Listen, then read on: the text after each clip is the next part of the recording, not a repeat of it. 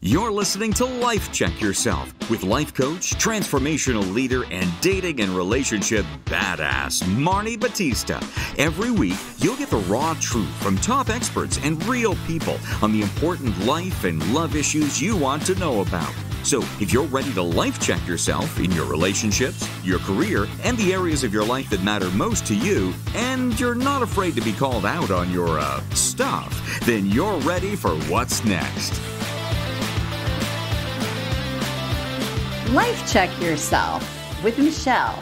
How to open up to a guy you like, even if it scares the, out of you. Ladies, I am super thrilled for you because we have not had a live coaching episode in so long. And I am really grateful for Michelle, who has stepped up to the plate, so to speak, to get some coaching on the show. And so before I kind of tell everyone your story, Michelle, I just want to say welcome to the dating den. Thank you so much, Marni. Appreciate being here. So Michelle has been divorced for almost 8 years. She's a single parent. Do you have a son or a daughter? I have a daughter. And she's 11, so that's amazing. And, she struggles because since her divorce, there's some really heavy stuff that went down. Her ex-husband cheated. He was a drinker. He gambled. And she never really processed the impact that those things had on her. She started dating and wants to get married again, wants to have more children. But what's happened is that every time a high-quality guy gets into her or wants to commit, she gets scared and she sabotages it, pushes them away.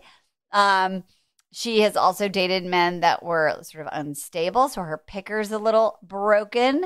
And I think the other interesting thing, Michelle, is that you have had some, semi-long relationships, 2-3-year relationships. At the beginning, you sort of think they are high-quality guys because they are on paper, but it doesn't go well. They don't treat you or give you what it is that you know that you deserve. And so she just doesn't want to do the same thing. And whenever she likes someone, she gets in her head, gets nervous, has anxiety. Makes perfect sense.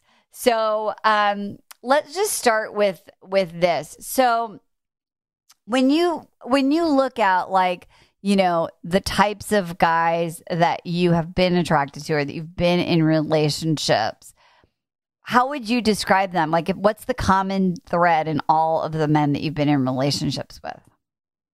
Okay, so they're all definitely super outgoing. They lead busy lives. They're professionals. They're, looking back, I see them, okay, they're high quality on paper because, maybe they went to Harvard or they run a law firm or, to me on paper, they're high quality, but really, they're just elusive. They're fun and they come into my life and I kind of felt like they were breadcrumbing me a bit because they would come and go. And, it was just enough to kind of keep me hanging on for a while. Well, a long while because I've had some for, up to 3 years. But it's like they didn't outwardly treat me bad or abuse me or do anything like that.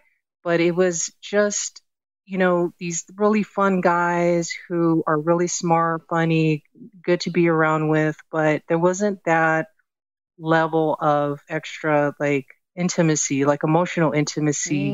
And I think that's because I wasn't ready for something like that. So that was sort of my way of keeping them arm distance, but still hoping something would happen. So sort of fantasizing about it working out, but we didn't even get past much surface intimacy. Got it. Okay, so this is great. So basically, you've dated guys, and I love also, I just want to highlight this, they look good on paper, and I think this is really common for a lot of ladies who are listening, is that their look good on paper is very narrow. It's they have a good job, or they're very smart, or they're very funny, or or they're charismatic, right? And so it's not really values based. It's sort of the should of what a good for you guy is supposed to be.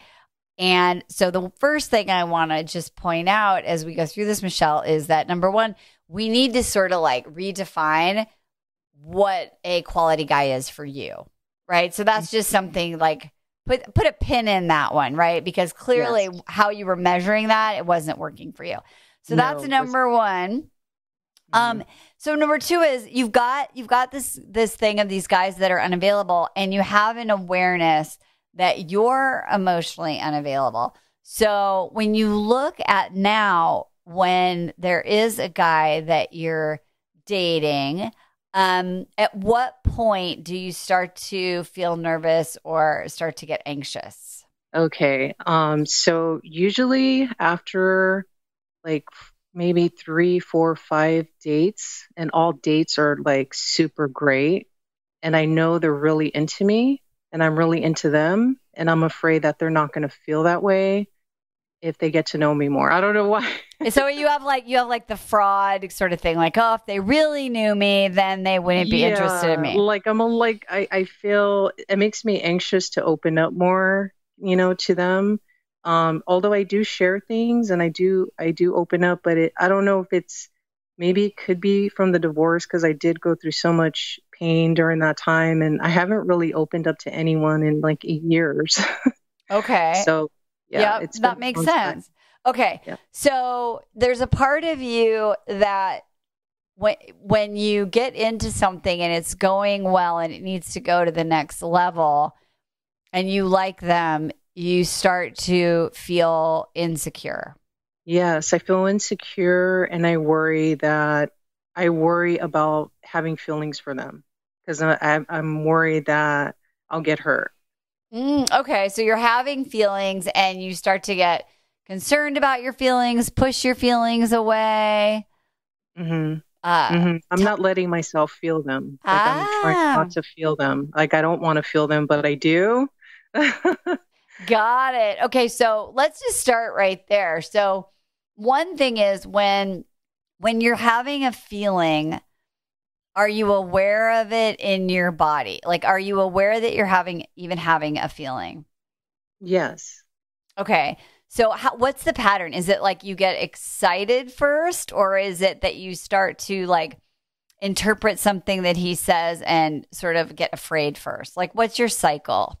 Oh, that's a good one. I think if I catch myself thinking about that person a lot, that worries me, because I just sort of think like, oh, I'm getting into them, like I'm really having feelings for them. Also, if they want more of my time. So if let's say we go on a date once a week, and then they want to see me twice in that week, I get nervous. Okay. And so let's be specific. So in one case, you're getting excited, or you start to futurize, or you're just thinking about them and imagining things about them. And that makes you feel scared, mad. Yeah, a little bit. Like, don't fantasize. Don't, imagine. Don't, like, I try to stop myself from sort of getting into like that mindset of, oh, this could be this, or this could be that, or I'd love, like, I don't know, like kind of. So tell me, what is it? Let's go deep. So when you say this could be this or this could be that, what are you imagining? This could be what? Okay, so I'll give you an example. So, like one guy I was dating, he has a house, up north, and I was imagining going there with him one day, like wanting to see it and wanting to I was like imagining, because it's a beautiful spot. It's near a lake. And I was thinking, well, it was kind of like just kind of picturing it in my mind and thinking, oh, that would be nice if he'd take me one day, if I'd go with him. And okay. And I was, oh man, don't think like that, Okay. So you got excited. Yeah. Yeah. So you got excited or hopeful. Yes. And then immediately after, you got mad at yourself for those feelings. Yeah, I dismissed myself. Yeah. And then, so did you beat yourself up a little bit for it? Like, you shouldn't do that. You need to chill out. Like, what's that next thought process go like? Yes. Like, no expectations. Don't have any expectations is like my mind. Like, I'm telling myself, don't have expectations. Don't get into like that sort of fantasizing type thing. Okay. You know? So, and first of all, just here's another pin. Another important thing to notice for everyone who's listening is there's a difference between expectations and what I call cautiously optimistic. Right? So you can be like, "Oh, that would be so fun one day if like this is my person and and we were able to have a lake home." That's cautiously optimistic. Having an expectation is this guy could be my guy and or he is my guy, or this will be the one and then I don't have to worry about it anymore. We can spend time up at this lake and oh my God, then all my problems are going to be solved and I'll finally have my partner, right? So those are two very different sort of fantasies, so to speak. Okay. I would say that my expectations are definitely in check. But if I do have some optimism, I still kind of beat myself up over that. Okay. So you're not even allowing yourself to be excited. Right. And the story for most people, and you can tell me if this is yours, is I don't want to get excited because if I get excited, then that means I'll get disappointed and I don't want to get disappointed. So just don't feel anything. Yeah, that's it. And I think too, it's like if I am optimistic because it is a really great guy and you know he is definitely high quality, and I'm suppressing those feelings and trying to like not hear, you know, be true to myself and just kind of feel, you know, the optimism because I think that is healthy. I am all over the place, and then I get the anxiety because I'm not balanced. I'm sort of over. Yeah. And the other thing too, Michelle, and this is like a really common thing, is you're not being present. Right. So when you're cautiously optimistic, you can be excited about the possibility. Right. Like I remember when I met my husband, like we went on maybe our third or fourth date and he showed me where his parents live in France. They have this house in France. And of course I was like, oh my God, that's amazing. I would love to have like an opportunity to go stay at that house in France. And I also was like, and so what, right? Like that's exciting, but like I don't even know this person very well yet, right? So when you're cautiously optimistic and it's healthy, you're not leaving the present moment, right? Because what's happening is you get in that fantasy, right? And then it scares you because it's the feeling of excitement or happiness. The story you have going, the meaning you make of that happiness, Michelle, is if I am happy, I'm going to get hurt. Mm-hmm. If I'm happy, I'm going to get disappointed. So don't feel happy. That makes sense? Right. Just even keel, like kind of like optimistic. No. Excited. Well, yeah, but like what I'm saying is like, it's okay to get excited. Right. But the meaning that you guys make about it, and again, correct me if I'm wrong, is like, I don't want to get excited because if I get excited, then I'll be disappointed. And if I'll get disappointed, then that feels shitty. So why get excited? Because I need to chill. Mm-hmm. Does that resonate? Yeah, that makes sense. Yeah, definitely. Okay. So the number one thing is how can you be excited without making it mean that on the other side of excitement is pain? What do you have to let go of to just be excited in that moment and allow yourself to be excited? I have to be present and I have to be brave and I have to work on fear of rejection. Got it. Just fear of rejection is there. It's been there for many years. And I am working on that part. But I think definitely being present in the moment and being connected and in touch with my intuition and you know, and just not being in my head too much, kind of just being more like trusting myself. I need to trust myself. Well, yeah, and be in your heart and in your feelings. So what you said is really important. When you feel excited, when you are what I call rejection proof, then you can be excited and still not be attached to the outcome. Right? So you're like, oh, I met this guy and he's got this amazing house at the lake. That's exciting. Period. Yeah. Right? Yes. instead of beating yourself up about it, because what you're doing is, and imagine this was like the little girl part of you. And I wonder if this happened at all when you were younger.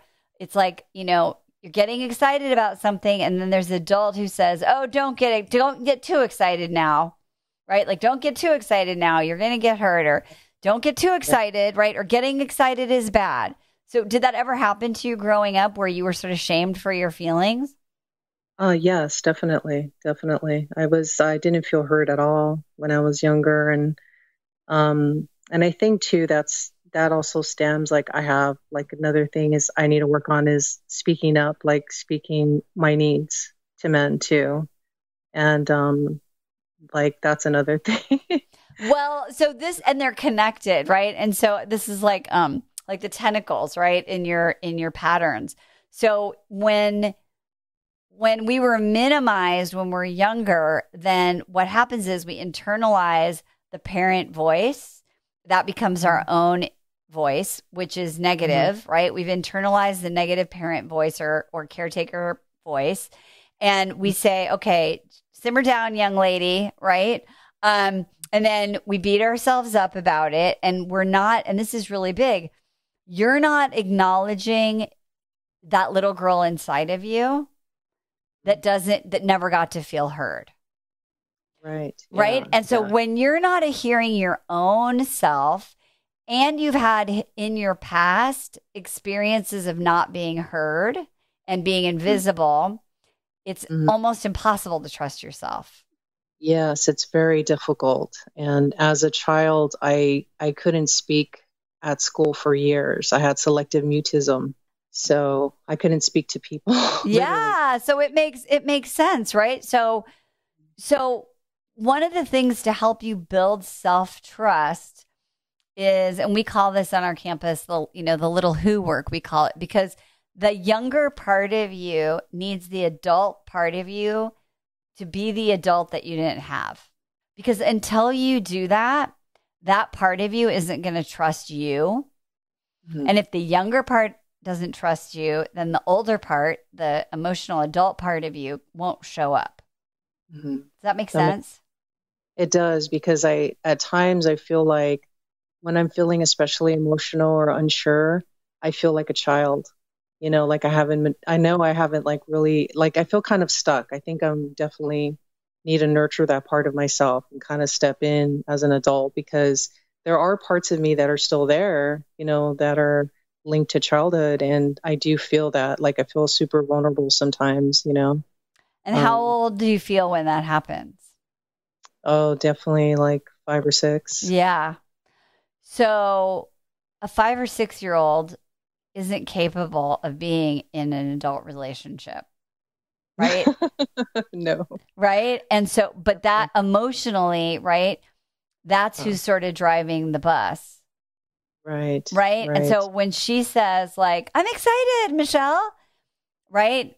What happens instead of going, "Oh, that's so great. You're excited, honey. Like, I'm so happy for you. It makes perfect sense that you're excited." Adult me knows that we're cautiously optimistic, and Brad is really nice and really fun. Let's see what happens. Definitely. Right? Like, and I've got you, and I'm here to keep you safe because I'm an adult. You can trust me. And so one of the things to do is to have those conversations when you start to get excited. And I said before the show, like, I'll give you a tool, right, that you can use when you're starting to feel that way, is to ask yourself, when you're in that excited moment, how old do I feel? Mm-hmm. And so either before you beat yourself up or while you're beating yourself, go, "Oh, wait a minute. This is that little part of me that's really excited. Like, let's let her be excited for a minute." Mm-hmm. She's not going to make up stories, because the adult version of you is going to be like, "We're not making up a story. He might not be our husband. We don't even know him. We have to see if he's like, worthy of us. But yeah, that would be super cool to go to the lake house. That's exciting." Yeah. Okay. Yeah. So your job is to acknowledge her, and then to check in. And this is a really important piece for those of you that are doing this, practicing it, is to ask that little part of you, "Can you trust me?" And sometimes that little part of you will say, "Hell no." And sometimes it'll be like, "Maybe." So the follow-up is, what will it take for you to start to trust me? Mm-hmm. So if you think to that little part of you who was excited about the lake house. Yes. Do you feel like she can trust adult you yet? I think so. Awesome. I think she can. Okay. I think she can. Yeah. Awesome. I'm getting it. Okay, great. That's awesome. So then when you have that conversation with that part of yourself, then that will put like a new direction for this rut that you've been in, right? Where you get excited, then you beat yourself up, and then you beat yourself up some more, and then you start to over fantasize in a negative way about what could or could not happen. Right, right. It's sort of like the all or nothing mentality a little bit, you know. So I'm trying to like not think too much in black and white. Like there's sort of like that, you know, middle ground of of, of okay, optimism is fine, but not expectation. Exactly. Yeah. Because what happens is developmentally, and imagine you're like 5 or 6 years old, right? And so we're binary thinkers when we're younger. That's why when you're really little, we get excited about peekaboo, right? Because it's there, it's not there. It's so exciting, right? And when our emotional intelligence and our cognitive development evolve healthfully, we start to be able to become an analog processor, right? We can be in the middle. We can be in a shade of gray. But when it gets sort of stunted, we stay in that binary place. So all that's happening is that little girl who only could survive in a binary way, right? Like speak or just don't speak at all. Right. Right? That's what you learned. So it's like, how can you be comfortable? I call it being comfortable, like in the question mark. And when I was first doing this, I used to imagine for those of you that are really young, you probably don't even know what a freaking phone booth used to look like. But imagine a phone booth and it's got question marks all over it. And you're feeling anxious about Lake House Guy, and you're going to go in the question mark phone booth and you're going to have a conversation with 6-year-old Michelle. And I want you to just, as you're doing that, while you're doing that, she says, yes, I totally trust you. Imagine what it feels like just living within this little safety, this comfort zone of this question mark, where you get to be present and it doesn't matter if he's the one or he's not, right? And that you're just learning to be uncomfortable with not having to know and not having to be in control, and just spending a few minutes in that like question mark sort of area and see what comes up, see what it feels like in your body. Yeah, that sounds amazing. I think that would be so healing to do that and to be able to connect with my younger self. And I mean, I think that would solve a lot of the underlying issues and like anxiety and just, you know, worry and, you know, questioning. And one thing you can do, Michelle, when you are trying to be present is that you can do a couple things. You can practice walking. You can make your phone booth a little bigger, and you can walk and you can feel the foot for each step, like really grounding to the floor and your heel lifting up, and then your next up and your heel and your toe. And then notice how you're feeling in your body. Notice your emotional self, right? Like, am I still feeling excited? Now maybe I'm feeling scared. Do I need to go back and talk to that younger self? Right? So when you take on physical connection to the room, or you can even do breath, right? And you just do like some box breathing where you make your breaths really slow for the count of 4, like inhale, hold 4, exhale 4, hold 4, you know, that kind of thing. You can elongate that time in that question mark area and just start to notice what happens to you and your connection to yourself. What might you think could happen in there if you sort of are in that space of just being present and grounded with your adult self? I think I would have a lot more clarity as to like why, why I'm feeling the way that I do, and those during those times. And I think I would also feel more calm. I'd feel better. I'd feel more in touch with myself and present and able to connect to my intuition and being like, just like you said, in the present and just have like that kind of healing process and connect more rather than having like my older self and my younger self separated and disconnected. Like it's more of a connection where we were together. Yeah. Yeah. Because what's happening now is there's like a little war going on, right? That little who, that younger you is, getting shamed for her feelings. So Definitely. we want to like encourage the feelings and also notice that on the other side of excitement, it's going to be really normal to feel scared. So then your advanced move, Michelle, is, because you're doing so well, is what part of you or how old are you when you have a remembering then of like being afraid? Like when I like somebody or I want love, like how old were you when you have a memory of like it getting hurt because of that? Someone going away, someone leaving, someone not being there for you. Oh, I don't know. Probably still fairly young. I mean, probably about 8 or 9. Yeah. So we call these little who's. So you have your 5 or 6-year-old little who never got to get excited. And then we have your 8 and 9-year-old little who's like scared of being left. Yes. So, yes, definitely. So the same process, right? And that's where you're gonna be in that question mark phone booth, and you're gonna be like, 8 or 9-year-old little like it makes perfect sense that you're scared, and you're gonna say to them like, we were left, we didn't get the love that we should have had, right? Like really acknowledge that it's okay to feel the feeling of fear, because the way that you're gonna meet men who are high quality, which is really as much about emotional availability as it is, like they have a good job and they have a cool house and all those things that we like that are right. The emotional intelligence that you want to have is going to be a reflection of how well you do in using these tools to feel emotionally safe and grounded, so that then you can actually be open. Yes.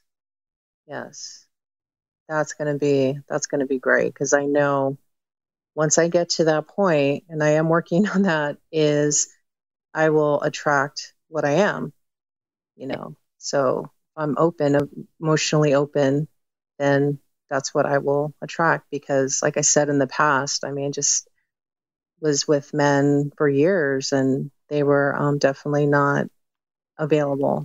And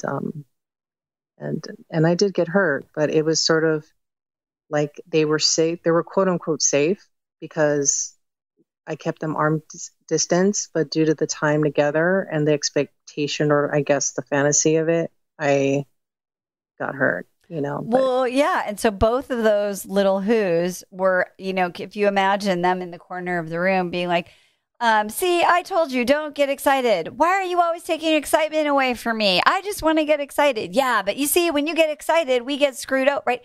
And you've got these two little versions of you, right, that are running your life, your love life.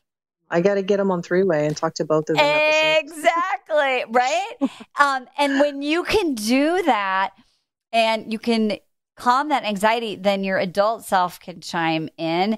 And then that's where, and you are saying, connect to my intuition. And that's really connecting to your essence. That's connecting to that wise soul part of you that knows she is worthy, right? That is totally loving and lovable, that is logical, that knows, all the stuff we all know about dating and men, right? That is easier to say than to actually do. And so when she's empowered, but not by being bossy or ruling or punishing or shaming those other two, but by working in collaboration with them, that's when you can create emotional safety and then be emotionally available. And then that's when you'll start attracting those kinds of guys. Yes, definitely. I feel like right now I attract a wide range of guys, like a mixed bag of men, and I do attract the high quality men, not just on paper, but they're also, you know, great guys. But I think I definitely sabotage that. You know, just Well, because those two parts of you don't want you to really be in a relationship. They're like, keep going with those other guys. We'll just keep fighting in the corner. We're fine. You know, I know how to fight. I can fight. I'll just keep doing it. Right. Yeah, and so, yeah, they were perfect because they were both right. So what of everything that I've sort of said to you today, what like resonates the most? Like what really lands that you want to kind of anchor into and take away from this call? Oh, well, definitely. You know, the definition of a high quality man is not just on paper. It's someone who is, a lot of the high quality traits are not on paper. They just are, you know, so that is an important thing that I need, you know, to focus on and look for. And then also for, you know, definitely for myself, connecting, you know, being present, identifying when I'm feeling that anxiety or those, you know, or trying to put myself, you know, checking if I'm feeling some optimism, let myself feel it, let myself, you know, not expectation, just, you know, healthy, positive optimism is okay. To be a little excited is okay. It's healthy. Because if I continually, you know, block myself, close that door to feel anything, I'm not being my true self. I'm not being true to myself. And I'm not being authentic to myself. I'm trying to just control, you know, and I think being more open and just compassionate with myself as well. Because that's something I need to do because I really do in different aspects of my life.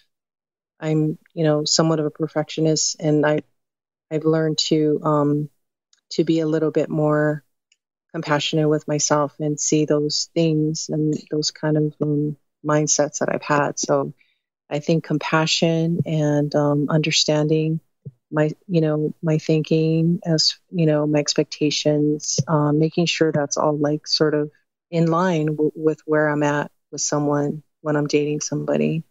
And if they want to see me more, you know, I kind of freak out, you know, like if it's, you know, like I said earlier, like if they want to see me, you know, again, like the next day or in 2 days rather than like once a weekend or something, I kind of feel suffocated, but I think I need to address that feeling and see where it's coming from rather than just react on it. Yeah. Exactly. Because my guess is there's a little who also who is like, you know, it feels too much. There was maybe a part of you that maybe had to overfunction, or when someone really loved you, it meant like you had to take care of them, or like you said, like that meant you lost your voice, right? And you didn't speak. And so you're like, there's that little who inside who's like, hell no, like we are not going to get involved. When we get involved, we are like mute, right? Like we don't talk.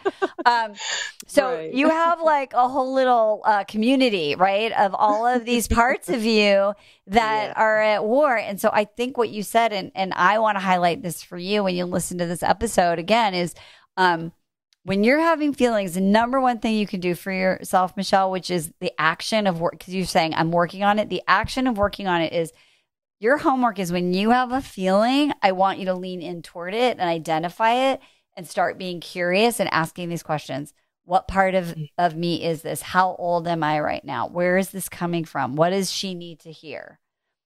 And can she trust my adult self?